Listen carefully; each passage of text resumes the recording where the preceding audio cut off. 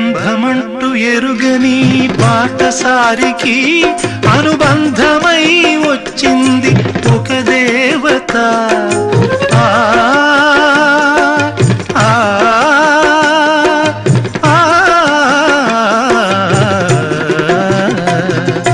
బంధమంటూ ఎరుగని బాటసారికి అనుబంధమై వచ్చింది ఒక దేవత.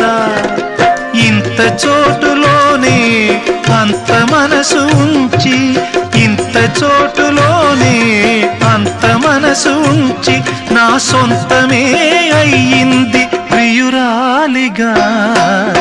ముద్దబంతి నవ్వులో మూగ బాసలు, మూసి ఉన్న రెప్పలపై ప్రేమ లేఖలు.